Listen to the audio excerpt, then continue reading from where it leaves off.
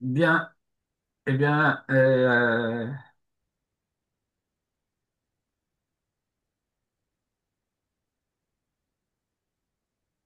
nous avons euh,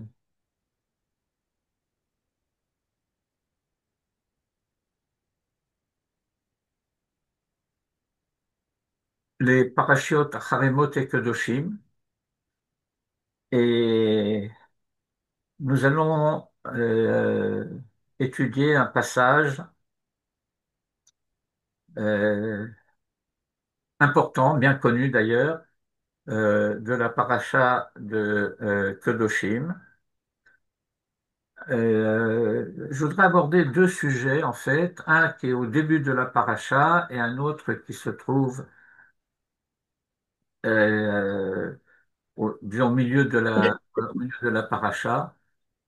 Euh, je- euh, euh, Théo Dreyfus, alav Shalom, qui était le directeur de l'école Maïmonide, nous disait il y a des versets dont on doit apprendre la référence comme des numéros de téléphone. Euh, Et vous savez que bon, dans le temps, les numéros de téléphone, ils avaient un indicatif comme Trocadéro ou Passy ou des choses comme ça. Alors là, c'était Lévitique 19-18. Euh, et, et donc, on a retenu ça comme un numéro de téléphone. Euh, mais je voudrais commencer par le début de la paracha, Kedoshim Tihyu. Et je voudrais rappeler une controverse entre Nachmanide et Maïmonide. Euh, c'est une controverse entre Nachmanide et Maïmonide. Pas Maïmonide et Nachmanide, mais Nachmanide et Maïmonide. Euh, Quand il y a une controverse, c'est en général, disons, une controverse du tardif par rapport au précédent. C'est-à-dire, Nachmanide vient après Maïmonide et Nachmanide discute la position de Maïmonide. Maïmonide a écrit un livre important en arabe qui a été traduit en hébreu comme les autres par zut, euh, bon bref Ibn Tibbon. Ibn Tibbon, voilà. Et c'est le Sefer Mitzvot. Et le Sefer Mitzvot est précédé d'une très longue introduction dans laquelle Maïmonide définit les règles qui permettent de décider si un verset enseigne une mitzvah ou énonce simplement un principe général ou donne une information qui n'est pas une mitzvah. Euh, L'une de ces règles, énoncée par Maïmonide, c'est qu'une mitzvah doit,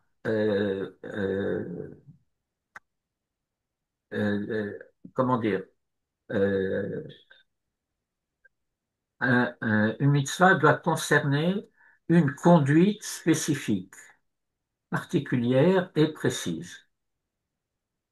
Euh, si un verset énonce euh, quelque chose qui est de la nature de la Torah tout entière, qui implique l'ensemble de la Torah, alors ce n'est pas une mitzvah. Et par exemple, Kedoshim Tihyu, vous serez saints ou soyez saints, les deux lectures sont également vraies. Eh bien, ça concerne la Torah tout entière. C'est la finalité de la Torah tout entière. Et par conséquent, ce n'est pas une mitzvah des 613 mitzvot de la Torah ou une mitzvah des 248 mitzvot positives de la Torah. Euh, Nachmanide a discuté le Sefer HaMitzvot. Et il y a des mitzvot que Maïmonide n'a pas compté et que Nachmanide vient dire, oui, ça c'est une mitzvah. Euh, je précise d'ailleurs à ce sujet que ça pose un problème. Parce que, étant donné qu'il ne peut pas y avoir 249 mitzvot, il n'y en a que 248, si Nachmanide vient et dit, voilà une mitzvah que euh, Rambam n'a pas compté, mais qu'il faut la compter comme une mitzvah, ça veut dire qu'il faut qu'il vienne et dise, par contre, cette chose-là que Maïmonide a comptée comme une mitzvah, ce n'en est pas une. Et, euh, et donc, Nachmanide discute à propos de Kedoshim Tihyu la décision de Maïmonide de ne pas compter Kedoshim Tihyu comme une mitzvah. Pourquoi? Eh bien, parce que euh, les mitzvot de la Torah constituent un ensemble discontinu. Étant donné qu'il y a un nombre déterminé de mitzvot, cela veut dire qu'il y a tout un ensemble d'autres conduites qui n'en sont pas, et que ce que nous allons dire d'une manière un petit peu globale, que, il en ressortirait que ce que la Torah n'interdit pas est permis.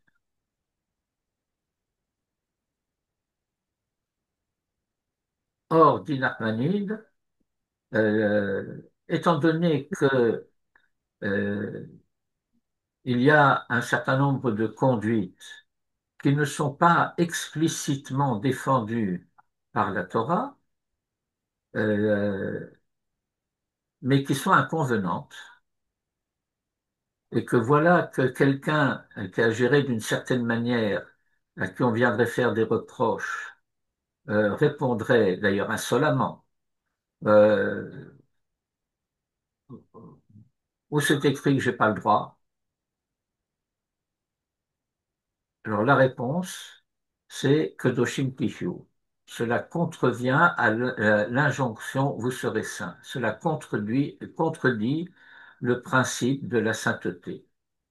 Et sans ce principe de la sainteté, dit Nachmanide, eh bien cela reviendrait à pouvoir être un salaud avec la permission de la Torah.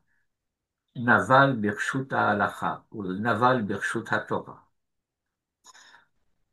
Euh, et donc Kedoshim Tishu est, dit Nachmanide, la mitzvah qui vient en quelque sorte combler les passages où, si vous voulez, on pourrait dire d'une manière un petit peu littéraire, que les mitzvot, ça constitue un joli tissu comme une dentelle. Mais une dentelle, elle est pleine de trous. C'est d'ailleurs les trous qui font la beauté de la dentelle, comme vous le savez. Et, et donc, euh, là où la Torah est silencieuse, eh bien, elle, euh, elle est en quelque sorte implicitement par la mitzvah de Kedoshim Tihyu, euh, elle a comblé en quelque sorte les trous de la dentelle. Bon, c'était le premier point que je voulais aborder. Je compléterai simplement par un enseignement du Rav Tziyuda que Manitou se plaisait à rappeler. et qui explique d'ailleurs la double traduction que j'ai donnée il y a quelques instants. Euh, c'est que Kedoshim Kihu est une mitzvah pour l'individu et une promesse pour la collectivité. Kedoshim Tihu, pour l'individu, c'est la mitzvah, soyez saints. Pour la collectivité, c'est une promesse, vous serez saints. Et j'en viens maintenant au deuxième passage que je voulais vous proposer. Et là, en l'occurrence, nous allons passer à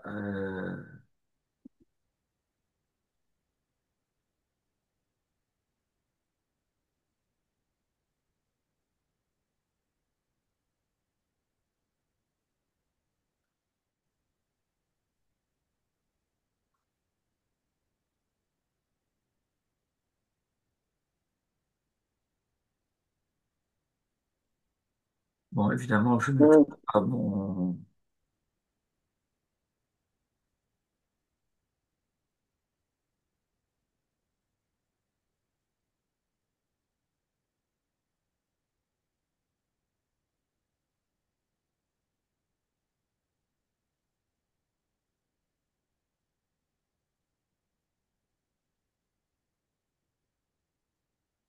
Oh là là.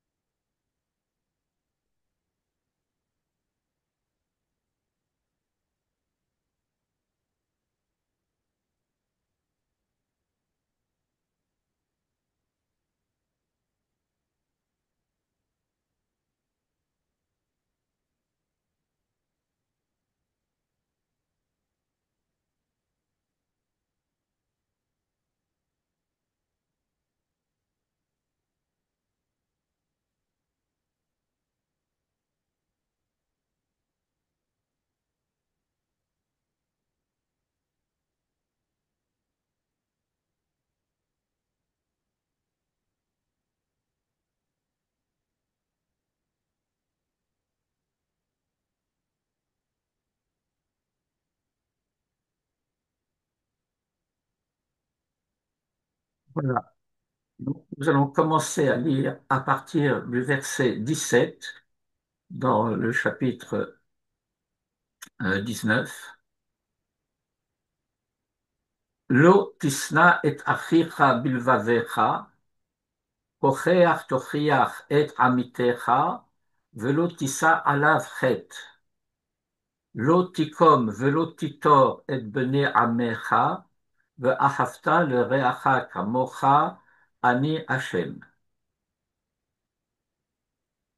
En général, on cite surtout la deuxième moitié du deuxième verset, Ve'afta l'oreacha kamocha, et bien entendu, tout le monde connaît le verset, tu aimeras ton prochain comme toi-même, et très souvent d'ailleurs, la plupart du temps, on oublie la fin du verset, Ani Hashem, et, euh, et on oublie aussi le fait que tu aimeras ton prochain comme toi-même, pour reprendre la traduction canonique, constitue la fin d'un ensemble. Et bon, euh, et j'aurais pu commencer encore plus haut, parce que il y a effectivement tout un ensemble de commandements qui ne sont pas simplement des recommandations d'ordre général, mais on peut dire effectivement qu'il y a de manière extrêmement dense tout un ensemble de commandements qui sont donnés et qui légifèrent en fait concernant la conduite à l'égard d'autrui. Il y a tout un ensemble de mitzvot qui concernent donc les relations, comme on dit, Ben Adam le Chavero. Et Ben Adam le Chavero, ça veut dire les relations interpersonnelles, les relations avec autrui, mais cela inclut et implique également les relations régissant les commandements régissant les relations entre l'individu et la société et l'individu.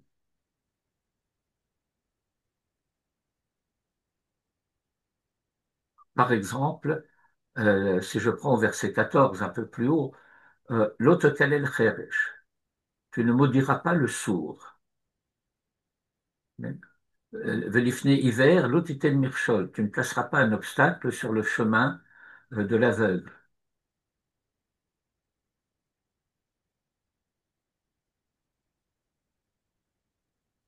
L'otarasu avel bamishpat, ne commettez pas d'iniquité dans le jugement.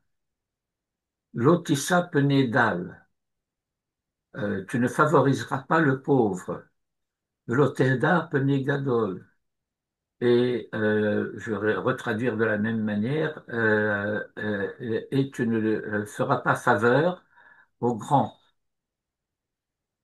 Betzedek tishpot amitecha, euh, en justice, tu jugeras ton prochain. Alors, il y a d'ailleurs tout un ensemble de vocabulaire que l'on retrouve dans les versets que j'ai cités tout à l'heure. Nous avons Lotisna et achicha, tu ne haïras pas ton frère, bilvavecha dans ton cœur. Hochear tochiach et amitecha. Hochear tochiach, ça veut dire euh, faire des remontrances. Il y a un joli mot en français un peu ancien, tancer. Pas danser, mais tancer. Alors, tancer, tu tanceras. Être amitera. Amit, c'est le mot qui, en hébreu contemporain, est devenu collègue. Mais dans amit, vous avez la présence de la racine am, le peuple. Et donc, on pourrait dire d'une certaine manière, mais c'est un peu littéraire, ton concitoyen, celui qui est membre de ton peuple, être amitera. Velotissa à la fret, et tu ne porteras pas de faute à son sujet. Loticum velotitor, tu ne euh, tu ne te vengeras pas, loticum, velotitor, et tu ne, comment on traduit lotitor? Tu garderas pas rancune? Et tu ne garderas pas rancune. Et bene amecha, les fils de ton peuple, ve'ahavta le reacha kamocha, et tu aimeras pour ton prochain le reacha kamocha, comme toi, ani Hachem, je suis Hachem. D'ailleurs, très souvent, dans les versets que je viens de relire, vous avez cette chose-là qui vient euh, en quelque sorte souligner, signer Ani Hashem Elokecha, euh, Ve'yaret Ame Elokecha Ani Hashem. Et euh, bien entendu, cela vient dire que il y a une implication divine dans les relations interpersonnelles. Ce sont des mitzvot Ben Adam le Chavero, mais ces mitzvot Ben Adam le Chavero, elles sont sous le regard de la providence. Elles sont sous le regard de Dieu. Euh, il y a un juge. Et tu peux te cacher de ton prochain, tu ne peux pas te cacher de lui. Et, et donc, euh,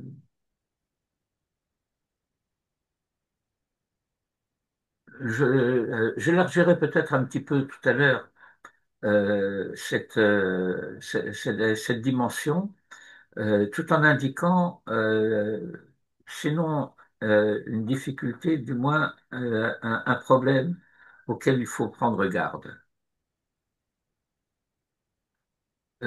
À propos de certaines explications qu'on peut entendre parfois et qui sont un peu problématiques.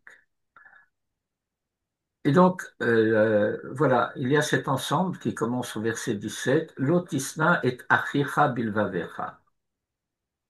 Qu'est-ce que ça veut dire? Tu ne haïras pas ton frère dans ton cœur. Euh, et ici, il est question du frère. Alors, au nom du principe de fraternité, eh bien, il y a un risque. Je désapprouve, mais je me tais. Et cette désapprobation, eh bien, ça veut dire qu'il y a quelque chose que je n'aime pas.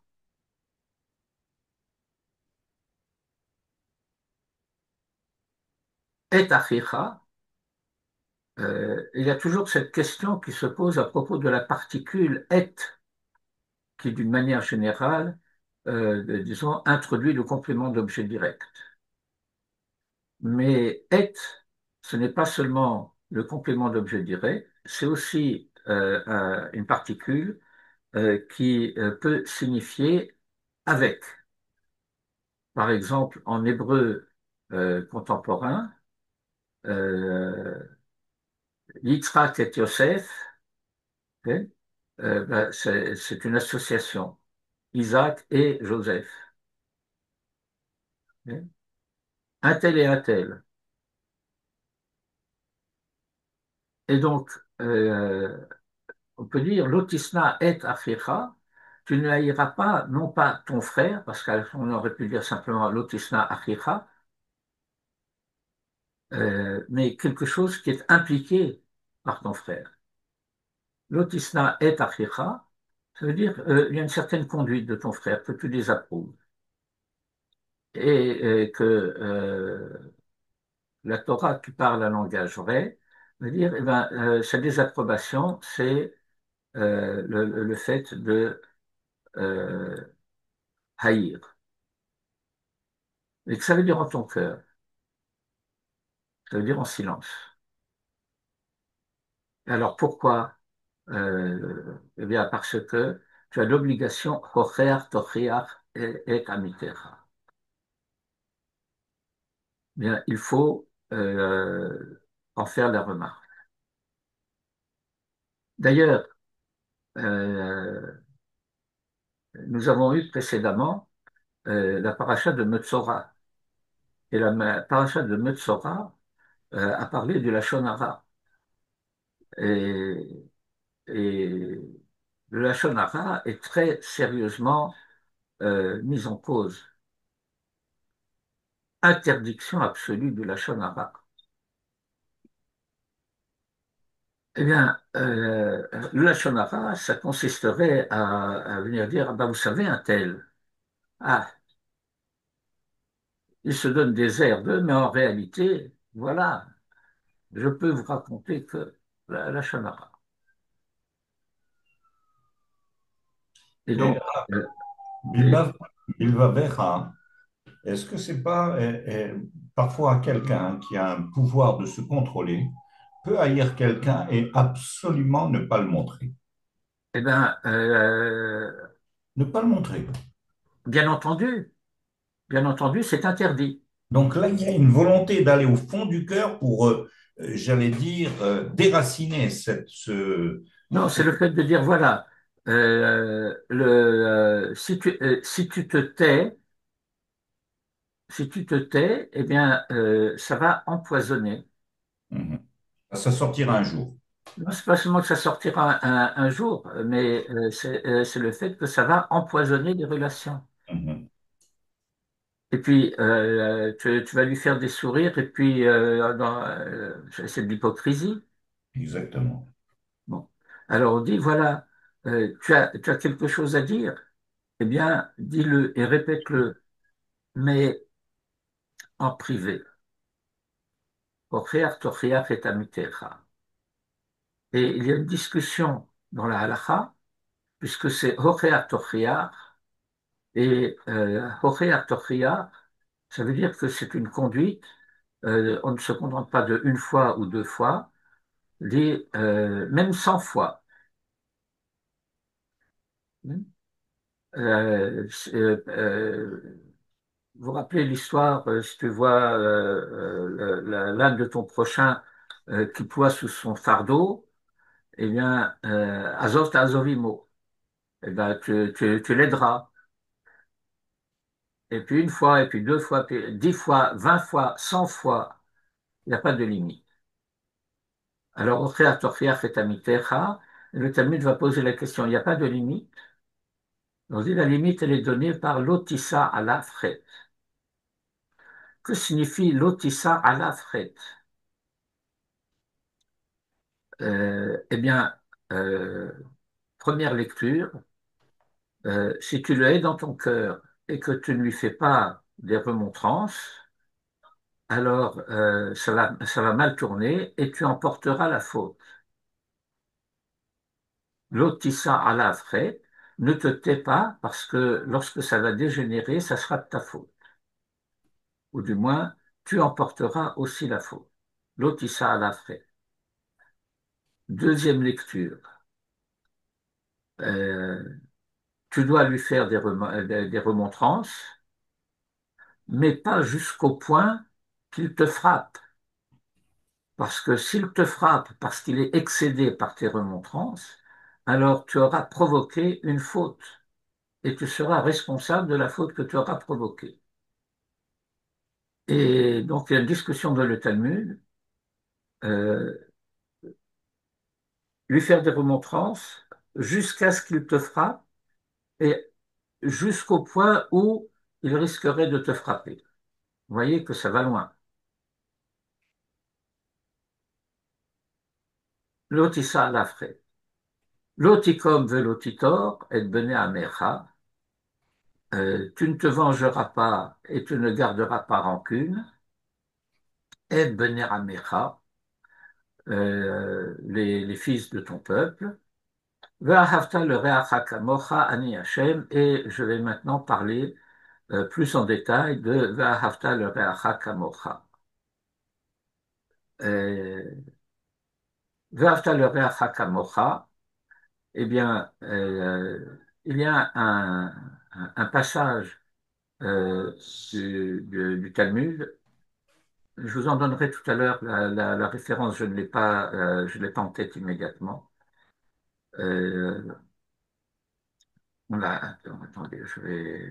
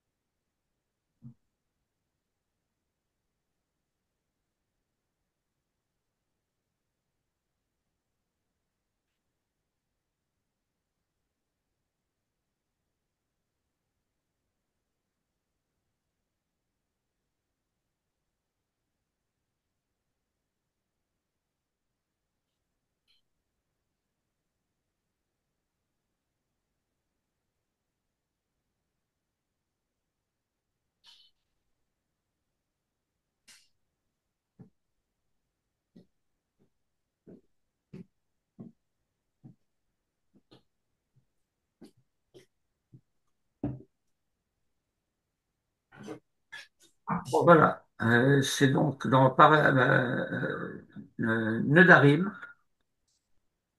euh, Tet Halakha Dalet,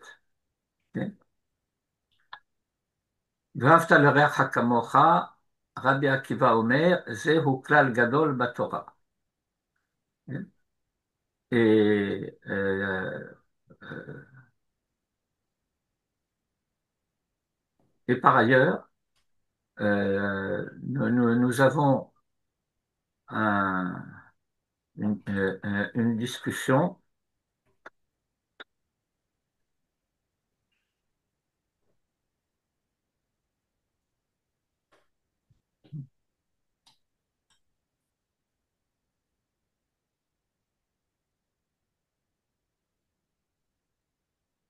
qui se trouve dans Masechet Shabbat à la page 31.1 et qui raconte l'histoire bien connue euh, d'un non-juif qui est allé voir Shammai et qui lui dit eh bien, convertis-moi pendant que je suis debout sur un pied. Et on dit Shammai l'a repoussé avec la règle d'arpenteur qu'il tenait à la main. Euh, Shammai, bah, c'est un expert. C'est quelqu'un qui mesure, et donc il a une règle. Et donc, dans le chat, il le repousse avec la règle.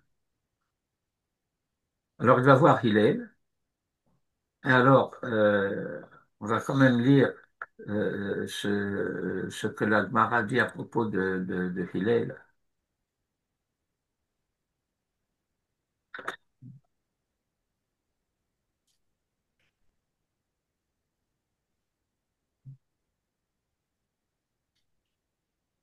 Donc voilà, je vous le lis ici.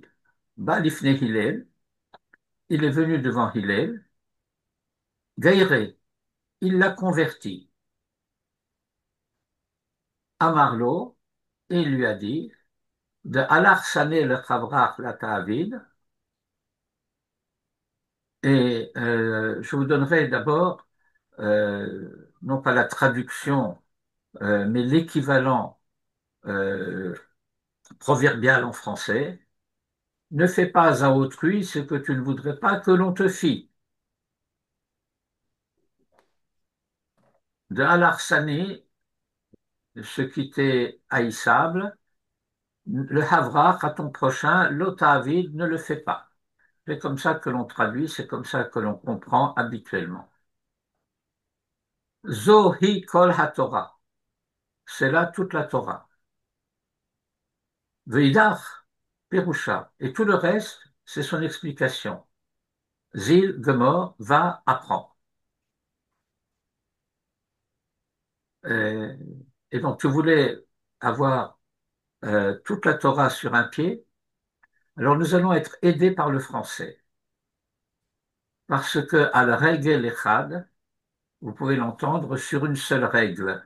Une règle, la règle unique qui contient toute la Torah. Eh bien, la voici. Ve'ahavta l'oreacha kamocha. Ve'ahavta l'oreacha kamocha, c'est toute la Torah et tout le reste, c'est son commentaire.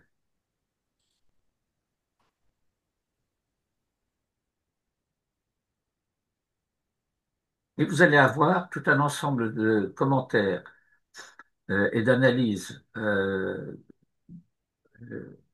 du Midrash et des commentateurs qui vont vous expliquer que selon le contexte, selon la situation, eh bien, le réa, le autrui du verset, eh bien, ça peut être le mari pour la femme ou la femme pour le mari. Ça peut être les parents et les enfants. Ça peut être l'homme et Dieu. Ça peut être l'homme et soi-même. Et donc, toutes les relations possibles mises en jeu dans l'histoire se retrouvent dans cette formule. Donc, c'est toute la Torah. Une règle unique.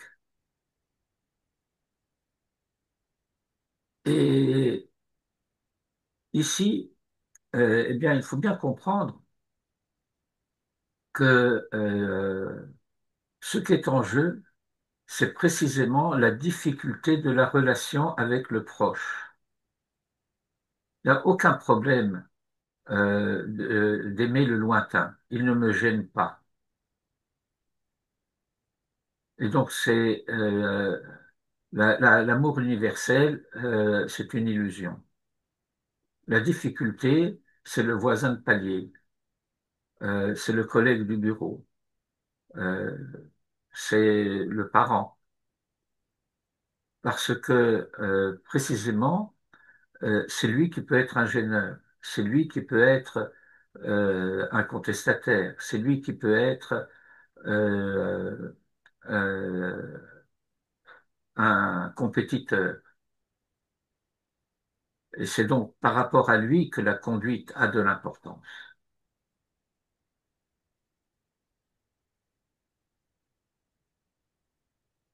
Mais je veux revenir à la formule utilisée par Hillel.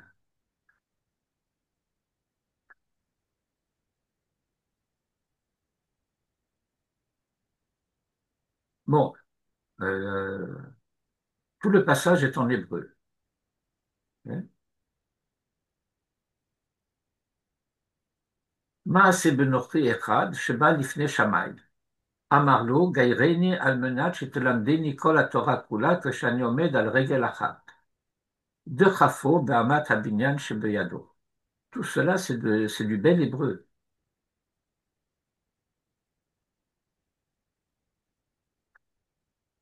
Convertis-moi sous réserve que que tu puisses m'enseigner toute la Torah lorsque je me tiens sur un pied. Il l'a repoussé avec la règle d'arpenteur, Amat Abinyan, qu'il tenait dans sa main. Baalifne Hillel, il est venu devant Hillel, Gaïré, il l'a euh, converti, et apparemment, ce non-juif parlait bien l'hébreu. Amarlo, Gaïréni, Almenach, Shetelamdeni, Kol Torah, Kula, c'est le goy qui parle. Alors pourquoi maintenant Hillel lui parle en araméen? Da'alach Sané le Chavrak la Ta'avid. Il aurait pu lui citer le verset tout simplement. V'ahavta le re'acha kamocha. Et pourquoi il doit lui dire ça en araméen? Parce qu'il s'agit non pas seulement de traduire le verset, il ne s'agit pas simplement de le paraphraser, il s'agit d'en donner la signification.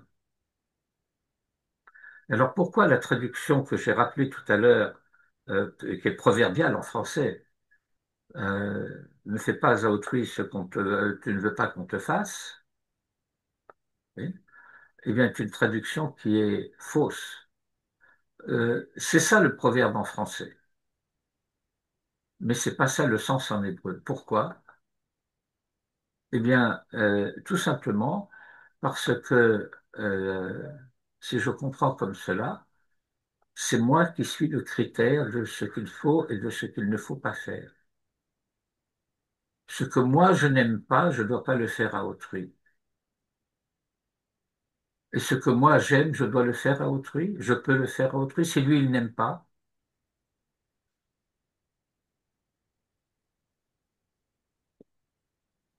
Je vais vous citer une Mishnah qui se trouve dans le Talmud, dans le traité de Kiddushin, à la page 29. Cette Mishnah va régir les relations entre les parents et les enfants. Et elle va dire mitzvot haben al ha'av, anashim chayavim venashim peturot.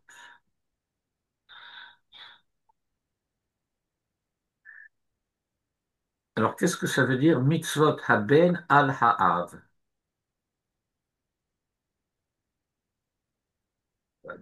On pourrait comprendre qu'il s'agit des mitzvot du fils concernant le père.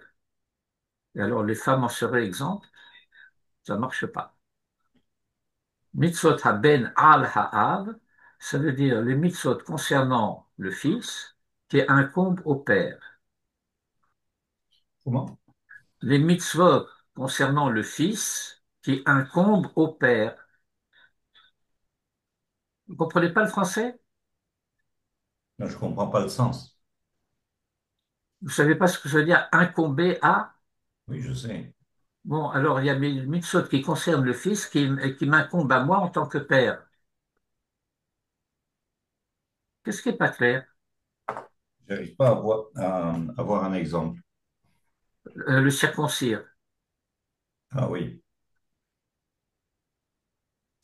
Mhm. lui enseigner la Torah, lui enseigner un métier, d'après certains, lui apprendre à nager.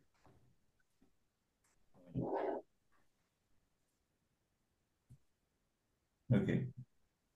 Mais tout cela, je le rappelle, pour donner le sens de Hal. Et donc, pour comprendre de halach, de l'expression de Hillel, ce qui dépend de toi, ce qui relève de toi, ce qui t'incombe à toi, de halach, sané le chavrach, et qui est haï de ton prochain, là, ta vie ne le fait pas. C'est le prochain qui est le critère de ce qu'on peut, de ce qu'on doit faire ou ne pas faire. C'est ma responsabilité de halach, ce qui dépend de moi. Dans le texte de Hillel, ce qui dépend de toi.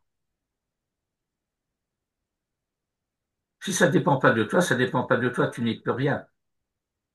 Mais si ça dépend de toi et que c'est quelque chose dont tu sais de saner le chavrach, il n'aime pas ça et ça dépend de toi, mais ne le fais pas. C'est lui le critère de ce qu'il convient et de ce qu'il convient de ne pas faire. Vous voyez, euh, ce verset, tu aimeras ton prochain comme toi-même, on le retrouve dans les évangiles, qui s'en approprient d'ailleurs la paternité.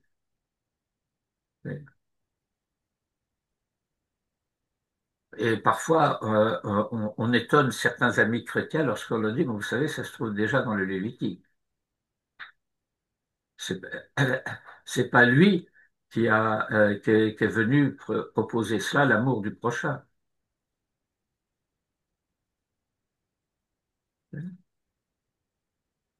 Mais la différence, euh, c'est que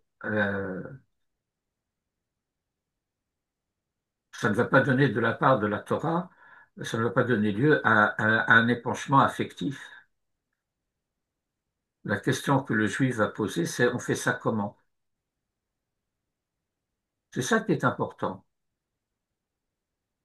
Étant donné que l'amour, eh ben, c'est un sentiment, et Manitou enseignait à ce sujet que l'amour ne peut pas se commander. Ce qui peut se commander, ce sont les conditions de l'amour. On ne peut pas commander l'amour de Dieu.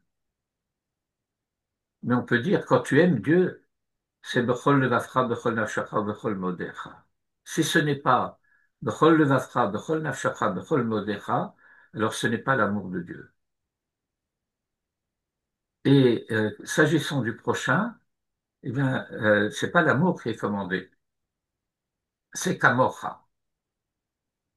Et c'est ce Kamorra qui, dans la formule de Hillel, est précisément euh, euh, traduite, si je puis dire, par de halach. Ça dépend de toi, cela relève de toi, cela t'incombe à toi.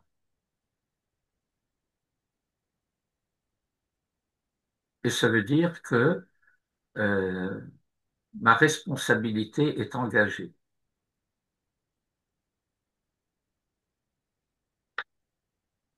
Bon, ben voilà, c'est quelques petits enseignements que je voulais rappeler. Euh, et euh, si vous avez des questions, je peux essayer d'y répondre. Comme d'habitude, ce n'est pas un engagement.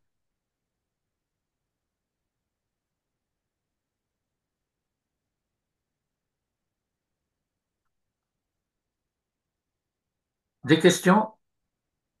Oui, d'abord, rebonjour.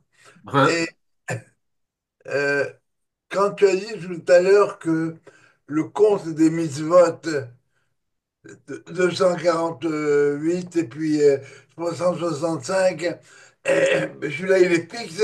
Comment il s'arrange Maïmonide quand il enlève Kedoshim? Qu'est-ce qu'il met à la place? Ah, bah, il faut prendre tout le Sefer HaMitzvot de Maïmonide, voir, il compte ça, il compte ça, il compte ça, il compte ça, il compte ça. Non, la question qu'il faut poser, et pour laquelle je n'ai pas de réponse immédiate, c'est le fait que lorsque Maïmonide vient, il dit donc que Kedoshim, c'est une mitzvah de la Torah, Kedoshim Tihiyu, je ne me souviens pas de quel verset il dit, par contre, celui-là, c'est une recommandation et pas une mitzvah. Mais je veux dire, je- La, la Teshuvah, la Teshuvah, par exemple. oui. Alors, encore une fois, Maïmonide explique, c'est principalement dans Ilkhot Teshuvah, que la Teshuvah est un comportement naturel. Et Maïmonide dit, ce qui est un comportement naturel ne fait pas l'objet d'une mitzvah. Euh, euh, Manger, boire, dormir, ce n'est pas l'objet d'une mitzvah. Comment tu manges, comment tu bois, ce que tu bois, ce que tu ne bois pas, comment tu dors, etc. Ça peut faire l'objet d'une mitzvah. Mais les comportements naturels, étant donné qu'ils ne relèvent pas de la volonté, ne peuvent pas faire l'objet d'une mitzvah. Et donc, euh, dit Maïmonide, euh, le tzaddik ne supporte pas d'avoir fait une faute. Il peut faire des fautes, mais il ne supporte pas d'avoir fait une faute. Et donc, il va vouloir se repentir. Ce que la Torah, ce à propos de quoi la Torah va légiférer, c'est lorsque tu fais teshuva, alors il faut que le repentir s'accompagne de l'aveu. C'est le vidouille qui fait l'objet de la mitzvah, et pas la teshuva en tant que telle. Ça, c'est l'enseignement de Maïmonide. Euh, et euh, il y a, il y a la même critique que pour Kedoshim qui est faite par Nachmanide à propos d'habiter en Eretz Israël. D'ailleurs, on commet une erreur grave très souvent. C'est une erreur des religieux antisionistes, il n'y a pas de mitzvah d'habiter en Eretz Israël chez Maïmonide. C'est totalement faux. C'est totalement faux. Mais il va dire, ce n'est pas une des 613 mitzvot. Pourquoi? Parce que toute la Torah est impliquée par cela. Il y a là toute la Torah. Et donc, selon le principe que j'ai énoncé tout à l'heure, tout ce qui est mitzvah générale, eh bien, ne fait pas l'objet d'une des 613 mitzvot. Et là encore, Nachmanide va contester et va dire, ben non, nous avons explicitement l'obligation euh, de ne pas laisser Eretz Israël en friche, ni de l'abandonner aux mains de nos ennemis.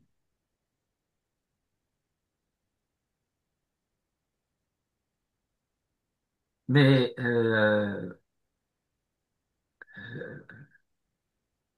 je me souviens d'avoir une fois, euh,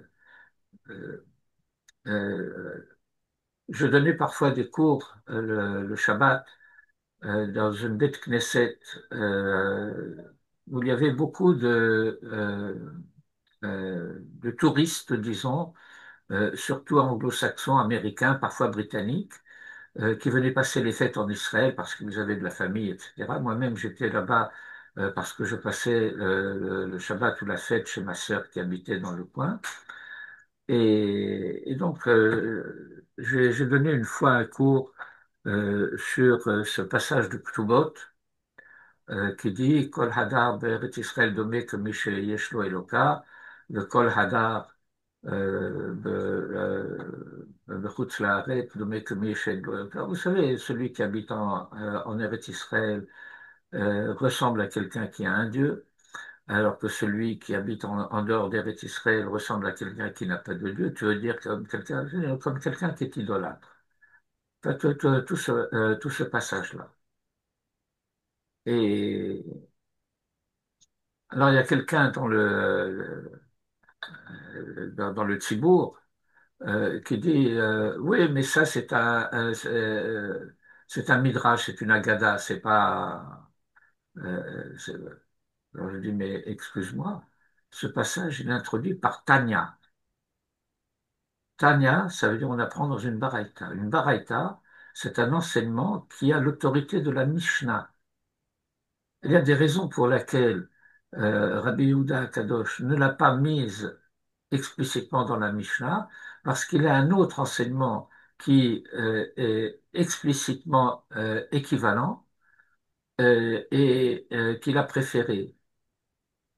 Mais il faut donc analyser en quoi la Baraïta est différente de ce que dit la Mishnah, en quoi la Mishnah est différente de la Baraïta, et la Baraïta fait tout autant autorité. Ah, mais il n'était pas d'accord. Alors ça, c'était le Shabbat matin, ou le matin de la fête. L'après-midi, je suis revenu en espérant qu'il serait encore là. Et je dis, bon, ben voilà, maintenant on va prendre Mishneh Torah de Rambam. Et à la fin de Ilchot Melachim de Rambam, il y a une citation euh, pratiquement mot pour mot de ce passage. À la fin de Ilchot Melachim dans le Mishneh Torah. Euh, Puis-je me permettre de dire qu'il était resté Baba? Parce que Maïmonide ne considère pas qu'il y a un commandement d'habiter en Eretz Israël. Non, ça va de soi qu'on habite en Eretz Israël. Si on est empêché, on est empêché. Mais dans toute la mesure où cela dépend de toi, vous vous rappelez le D'Alar Sané Lafavrar, D'Alar, ça dépend de toi. Dans toute la mesure où ça dépend de toi, c'est ça que tu dois faire. Et voilà ce qui se passe. Je comprends les implications.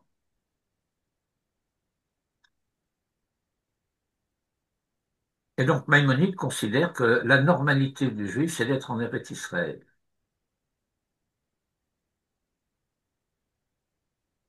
Il a essayé. Il est arrivé en Eretz Israël. La situation était telle que c'était insupportable. Alors celui pour qui c'est insupportable, eh ben, à Tours. Vous connaissez la mitzvah de la souka?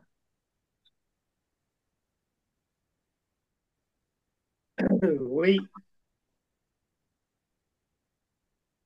faut pas donner de coup de pied dans la porte. Madame Frère, Attention. Ni dans la porte, ni dans le mur, ni dans la paroi. Mais vous connaissez la formule de la halakha. Tiens, La formule de la halakha, c'est mitztaher patour. pas tout. Alors, ça veut dire quoi, mitztaher patour? Euh, Ça lui est Si l'on impossible. souffre, Sans alors souffle. il n'est pas obligé de le réaliser. Voilà. Alors, par exemple, on va dire, il fait trop froid ou il fait trop chaud. Donc, habiter dans la souka devient difficile, voire insupportable. Alors, on est quitte. Mitztaher patour. Alors, les chassidim, ils vont lire ce mitztaher patour d'une manière très jolie. Dit, euh, celui qui souffre de ne pas pouvoir pratiquer la mitzvah, alors il en est quitte. Ah, De quoi il est mitztaher? Il n'est pas mitztaher de la souka, oui, il est mitztaher de ne pas pouvoir y rester. parfait. Alors il est quitte. Ça, c'est pour Et les gens. il quitte la souka. Comment? Et il quitte la souka. Ah ben oui, il quitte la souka avec Il regret. quitte- Il quitte la souka avec regret.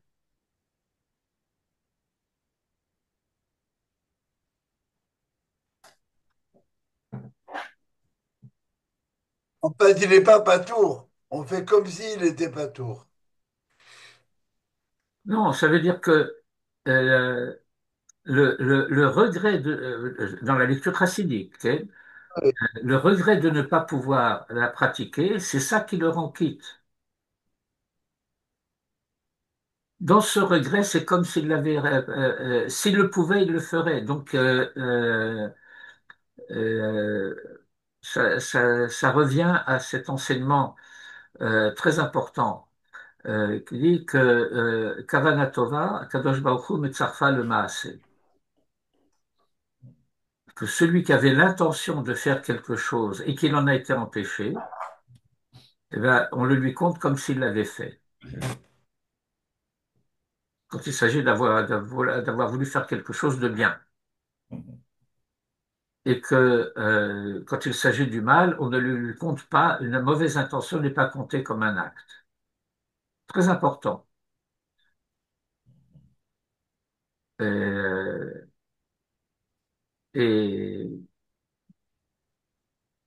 euh, c'est pas une morale de l'intention, c'est une morale de l'action.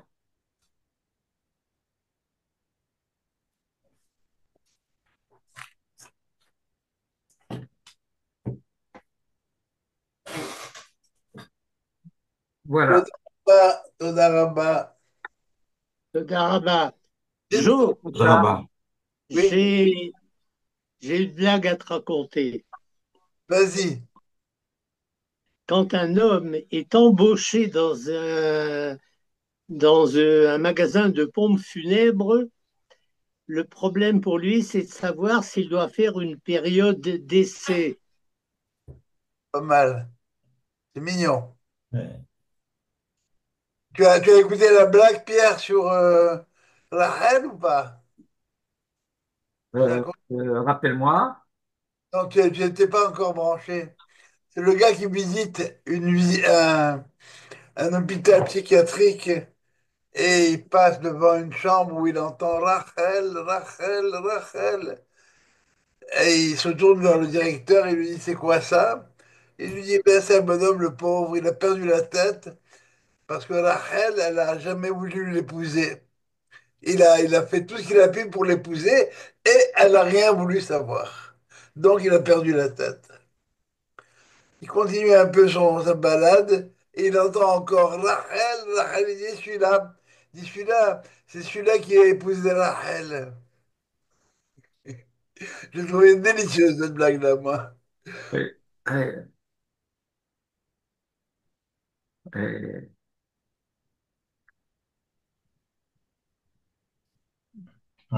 J'ai une autre question à te poser, Joe. Go. À force de rater un bus, la personne, qu'est-ce qu'elle peut devenir? Elle peut devenir ceinture noire de karaté. Oh là là, oh là là. Ok. bon, elle est un peu contournée, disons. Oui. À part ça, si Gibraltar est un des trois, qui sont les deux autres? Ah, tiens. Oh. Bon. Est-ce qu'un curé qui déménage, est-ce qu'il a le droit d'utiliser un diable?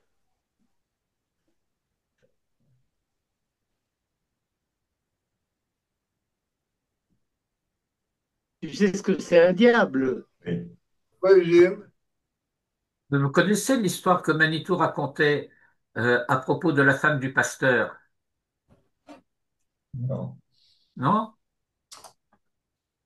Eh bien, pendant que le pasteur faisait le service divin, elle allait acheter un service athée. Pas mal. Pas mal, pas mal, pas mal.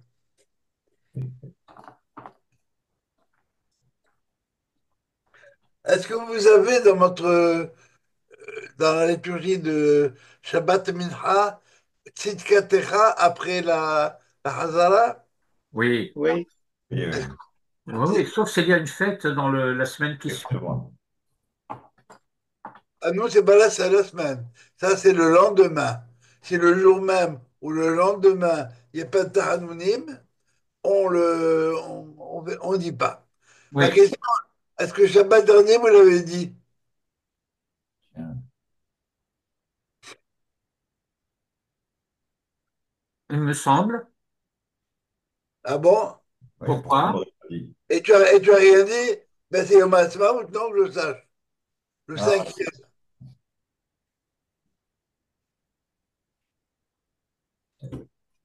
C'était Shabbat ou vendredi, Yom Ha'atzmaut? Non, ça a été célébré officiellement le jeudi. Mais, enfin, au début, ils étaient prévus comme ça, et puis ils ont tout annulé à cause des feux, des choses comme ça. Et le 5 hier, c'était Shabbat. oui, Seigneur, c'était Shabbat, c'est vrai. Moi, je pensais qu'en Israël, certains milieux seraient backpédibles là-dessus. Il aurait fallu, oui. Comment? Oui, oui, c'est juste. En effet, Donc, on n'aurait pas dû le dire. en effet. Tov, Aïlato, Dans le tout, merci Laila beaucoup. Tov, au revoir. kol tov. Bye bye.